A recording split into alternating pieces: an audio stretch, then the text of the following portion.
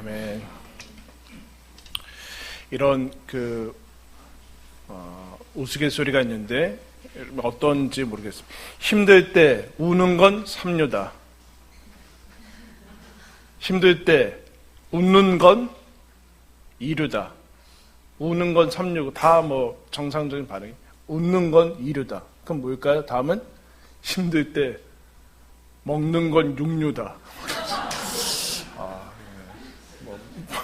먹는 프로그램에서 이런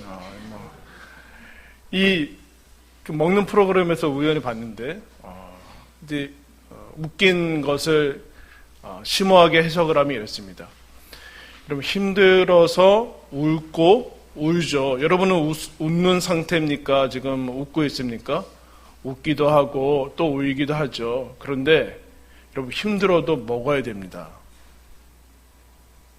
울어서 배고픔이 해결되지 않아요. 웃는다고 현실이 없어지진 않습니다. 웃기도 하고 울기도 하지만 그러나 힘들어도 먹어야 돼요. 이게 여러분 센 거예요. 울으면서도 먹어야 되고 웃으면서도 여러분 먹어야 됩니다. 울면서도 먹어야 되죠.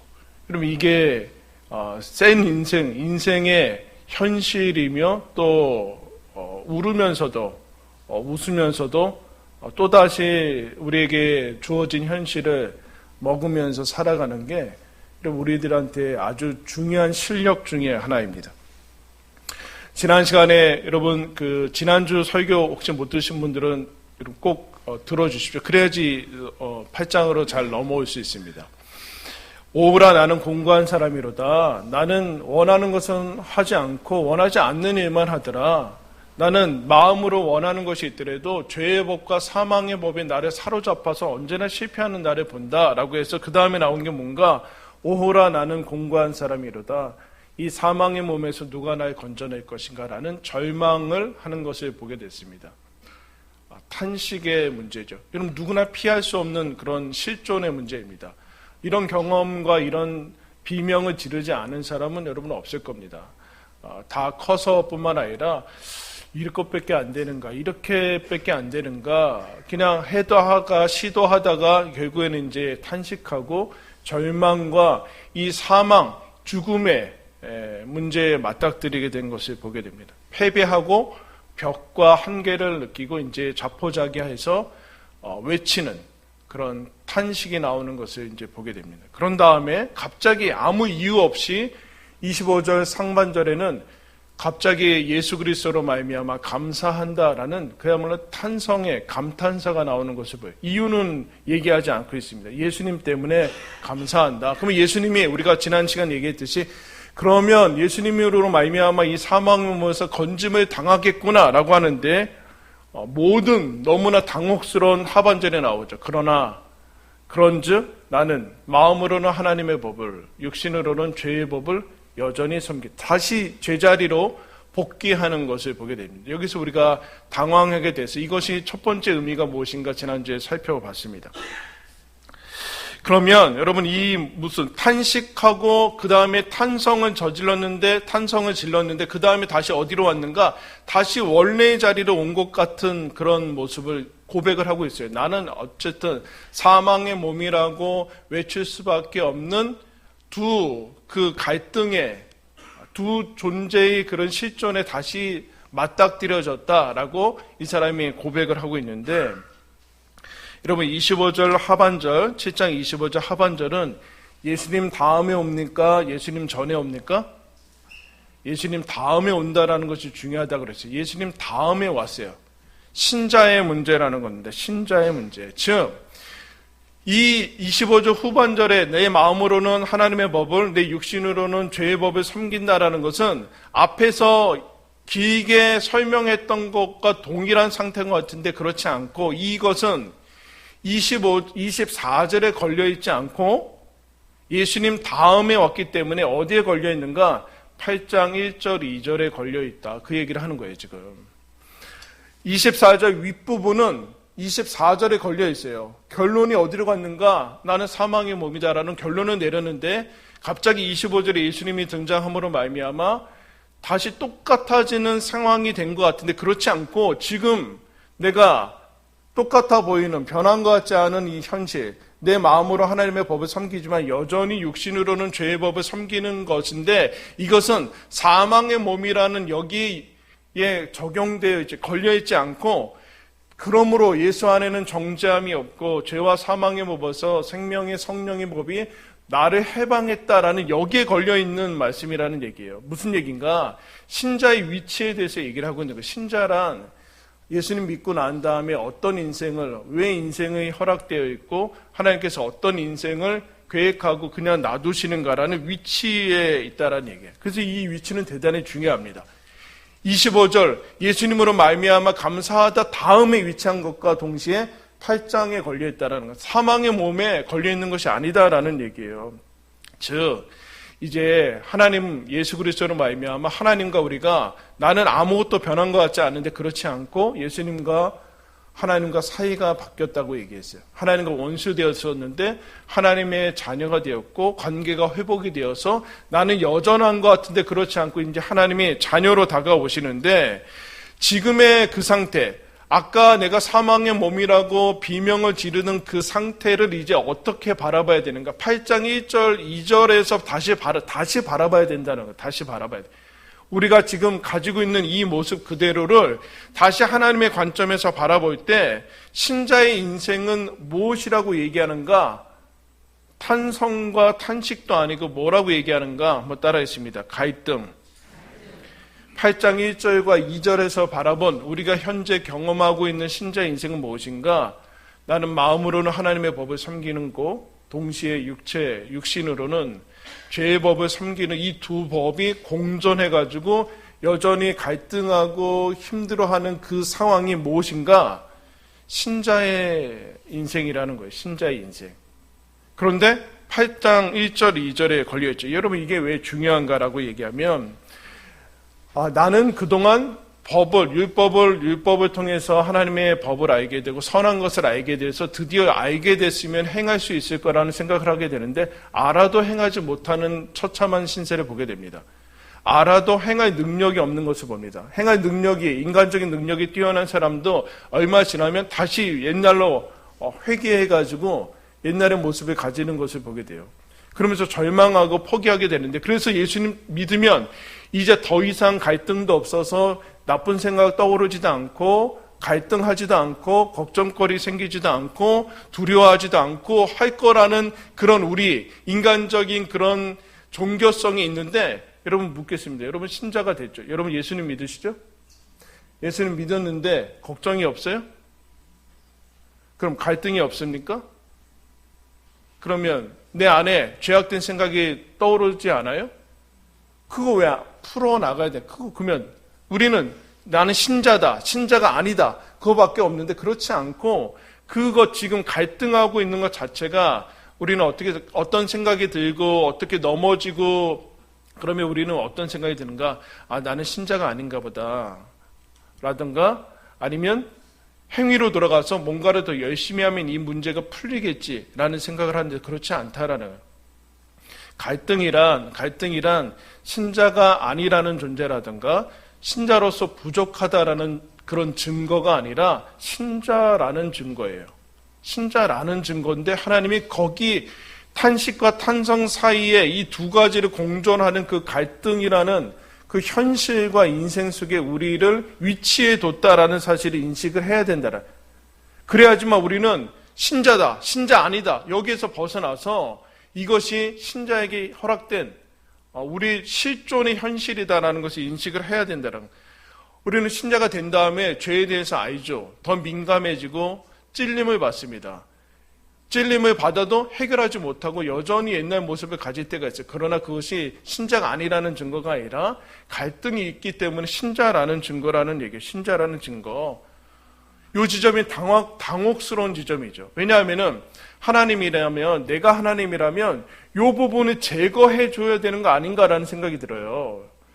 이 부분이 당연히 없어야지 내가 성숙한 신자가 아닌가라고 하는데 그렇지 않고 죽을 때까지는, 이 인생이 끝날 때까지는 그런 갈등되지 않는 지점, 어떤 한 부분이 제거가 돼가지고 죄의 법에서 해방이 됐지만 죄의 법 자체가 사라지는 것은 아니다. 그걸 인식을 하고 있어야 된다라는. 그래서 갈등 자체를 회피하면 오히려 여러분 위험한 것은 오라 나는 공고한 사람이로다 라는 이 탄식이 없는 게 오히려 더 위험한 모습이죠. 이 탄식이 없을 때 여러분 우리는 대단히 힘든 그런 사랑. 근데 여러분 묻겠습니다. 일주일 동안 살면서 여러분 탄식했을 때도 있죠? 한숨 쉬기도 하고 힘들어서 하루 다 지나고 나서 고단해서 그러고 또 기뻤을 때도 있을 거 아니에요. 그죠? 아까 같이 이제 육류 먹고 뭐 그럴 때 삶이 인생이 뭐 있나 뭐 이런 거 아니에요? 네? 근데 여러분 24시간 1시간 웃는 사람이 있습니까? 1시간 탄성을 지르는 사람이 있어요? 2시간, 3시간 여러분 탄식하는 사람이 있습니까? 그렇게 하지 못합니다. 그러면 여러분 우리는 대부분의 시간과 대부분의 날을 어떻게 보냅니까? 탄식도 아니고 탄송도 아닌 그냥 어떻게 보면은 별 생각이 나지 않는 것 무덤덤한 그런 시간을 보내게 됩니다. 그러면 여러분 그게 신자의 인생에서 무가치한 겁니까? 우리는 탄성도 아니고 탄성만 있으면 좋겠고 감탄사만 있으면 24시간 그럴 것 같은데 그렇지 않고 또 탄식도 계속되지도 않아요. 여러분 신기하게 우리도 살다 보면 재난이라는 어려운 고난 같은 것을 당하죠. 그래서 어떻게 보면 이제 시중에 보면은 정말 말로 표현할 수 없는 그런 재난을 통해서 어떤 몸의 장애도 있기도 하고 여러분 그렇습니다. 그래서 우리가 그 사람들 보면서 대단하다라는 것과 동시에 내가 만약에 나에게 저런 일이 생기면 어떡하지라는 그런 걱정도 하기도 합니다. 근데 여러분 놀라운 것은 그 고난과 재난과 어떤 장애를 벗어나는 사람들을 살펴보면은 신기하게도 처음 닥치면 다 절망합니다. 죽음을 생각하고 스스로 목숨을 포기할 생각을 다 하고 그런데 놀랍게도 그 감정과 그런 느낌은 한두 달 지나면 없어지고 그 재난에 당하기 전에 마음 상태로 돌아간대요. 이게 계속 죽을 때까지 이 마음의 상태가 계속될 것 같은 그렇지 않고 한두 달 지나면 어떻게 되는가 쉽게 얘기해서 현실로 돌아오는 거예요. 현실로. 반대로 여기서 똑같습니다. 어떤 놀라운 성취를 하고 성공을 이뤘어요. 그거 얼마가요? 얼마 안 간다는 거예요. 이게 계속 갈 것 같은데 여러분 계속 가지 않는 게 여러분 우리한테 좋은 점과 동시에 위험한 거죠. 이게 얼마 안 간다는 거예요. 나쁜 일 역시 탄식하는 것도 얼마 안 가고 탄성도 얼마 안 간다는 그러면 다시 어디로 가는 거야? 현실로 들어와요. 그게 언제 있었던 것처럼 환호를 질렀지만 좀 지나면 이런 무덤덤해지는 다시 일상을 맞이하게 됩니다. 그래서 이게 중요한 거예요. 이게 중요한 거예요. 그럼 왜 하나님께서 여기에 죄의 법과 하나님의 법을 섬기는 예수 믿은 다음에 넘어왔는데도 여기에 우리를 두시는가? 그 일은 여러분 이렇습니다. 따라했습니다. 탄식이 일한다. 24절 보시면 오호라 나는 공고한 사람이로다. 이 사망의 몸에서 누가 나를 건져낼 것인가? 탄식은 뭡니까? 자기 자신에 대한 절망 아니에요. 그럼 자기는 하나님 없을 때 자기 자신은 최후의 보루 아닙니까? 내가 나를 포기해버리면 여러분 누가 나를 지킬 겁니까? 그런데 탄식이라는 것은 내가 나를 포기하고 절망했을 때 그게 끝이 아니라는 것을 여러분 보여줍니다. 탄식이야말로 사람을 겸손하게 만듭니다. 사람을 사람의 위치로 크기로 만들어버리죠. 원래 부풀어진 이 마음들이 원래의 크기로 자리 잡아가는 게 탄식입니다. 겸손이죠. 결국 탄식은 나 아닌 다른 것들을 찾게 만듭니다. 그래서 여러분 여기 있는 분들 모두 다 탄식을 거쳐서 왔을 거라 믿습니다. 탄식이 거치지 않으면 여러분 사람은 하나님을 찾지 않습니다. 하나님을 바라보지 않습니다. 탄식이 여러분 아무것도 하지 않은 것 같은데 일한다라는 거죠. 탄식을 오히려 지금은 하지 않아서 지금 절망해야 되는데 빨리 자기 자신에 대한 헛된 신뢰를 놔야 되는데 탄식하지 않고 아직도 그런 방어막들과 그런 끈들을 잡고 있어서 탄식에 나아가지 않을 때가 오히려 문제가 많아요. 탄식을 해야 돼요. 탄식이 일을 한다. 그래서 존 스토트라는 사람이 새 사람이라는 책에서 이렇게 얘기합니다. 회심 이후에도 우리의 육신은 절망적으로 약하다는 사실을 정직하고 겸손하게 인정하는 것이야말로 거룩함의 첫 단계다. 회심 이후에 예수 믿은 다음에도 우리 육신은 절망적으로 약하다는 사실을 인정할 때만이 자기 자신을 신뢰하지 않게 된다는 얘기예요. 하나님을 의지해서 그것이 거룩함의 첫 단계다. 이제 내가 예수 믿었으니까 이제 나는 이제 아무 생각도 없고 아무 갈등도 없지 이제 하는 거겠지라고 착각하면 안 된다라는 거예요. 여전히 갈등 상황에 있다. 그러므로 성령의 능력으로 믿음에 이르는 유일한 길은 자기 자신에 대해서 절망하는 것에서 시작한다. 여기서부터 시작해죠. 오라 나는 공고한 사람이로다. 그러면 여러분 탄식이 우리를 겸손하게 하고 절망하게 하고 그 다음에 어디로 이끄는가? 하나님께로 이끄는데 하나님이 어떤 것을 보여주세요? 25절 첫 번절에 우리 주 예수 그리스도로 말미암아 하나님께 감사하리로다. 여러분 이것이 없으면 여러분 어떻게 신앙을 가지고 있겠습니까? 신앙이나 불신앙이나 똑같다면 우리가 여기 있을 이유가 무엇이 있습니까? 탄식은 탄성으로 오게 만들죠. 근데 여러분 이 탄성이 무엇을 자아내고 있어요?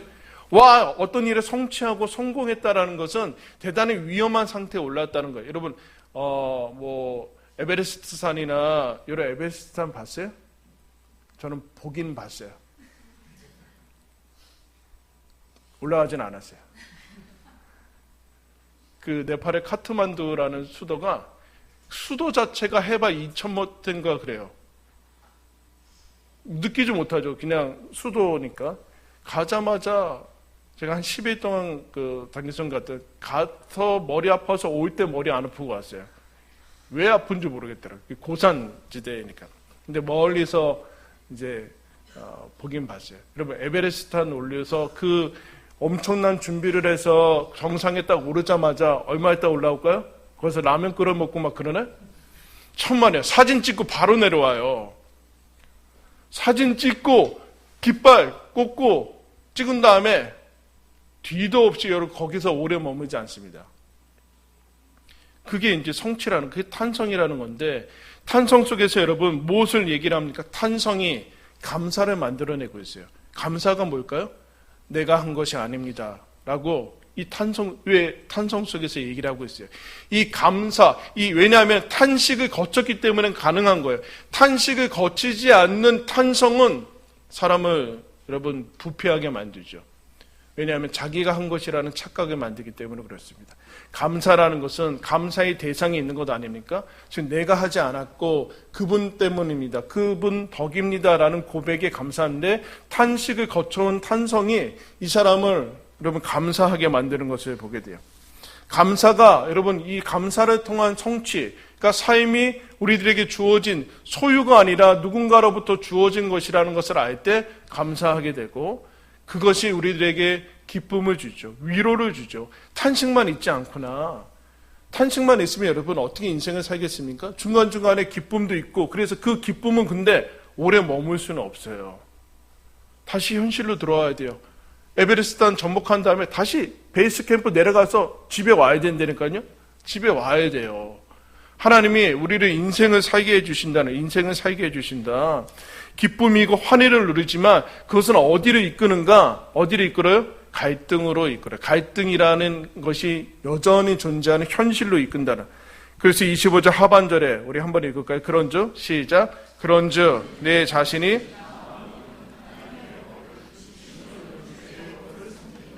여러분 탄식이 일하고 탄성도 일합니다. 갈등으로 데려가죠. 현실로 돌아갑니다. 탄식도 있고 탄성도 있지만 그 가운데 아무것도 일어나지 않고 그런 것이 없는 것 같은 것들, 기억하지 못하는 그 갈등. 여러분 갈등이 뭘까요? 갈등이란 하나님이 우리들에게 자유를 줬다라는 거야.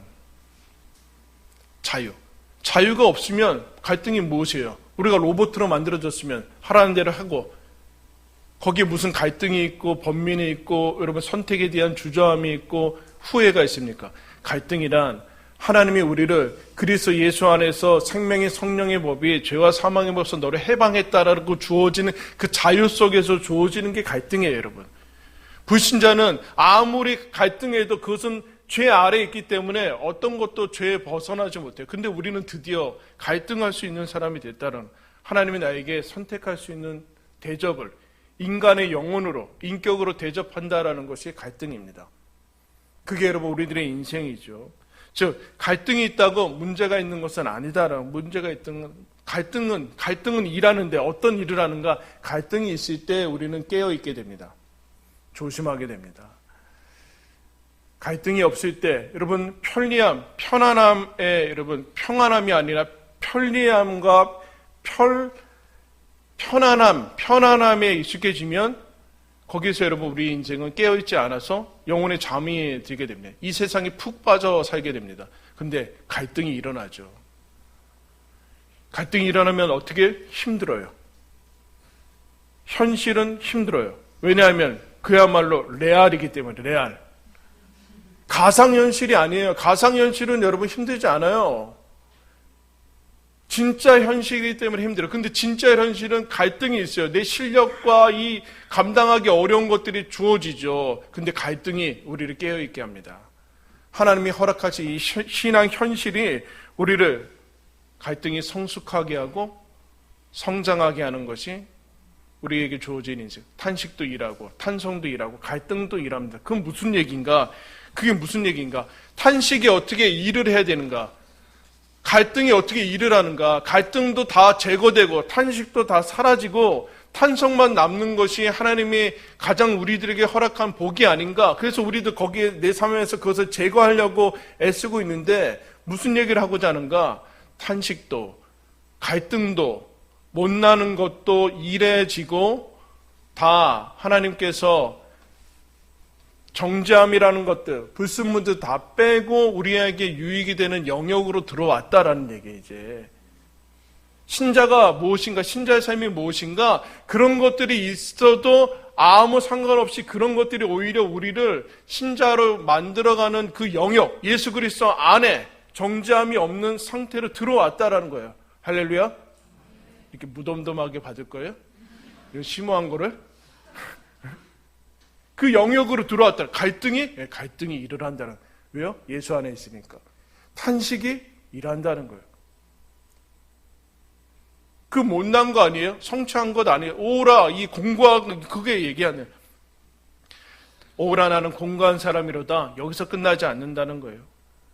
하나님께 감사합니다. 거기서 끝나지 않고 힘든 것으로, 갈등으로도 끝나지 않고 승리의 길을 가고 있다. 그러므로 이제 그리스도 예수 안에 있는 자에게는 결코 정죄함이 없나니 이는 그리스도 예수 안에 있는 생명의 성령의 법이 죄와 사망의 법에서 너를 해방하였음이라. 암송했어요. 다음 주에 암송해가지고 오세요.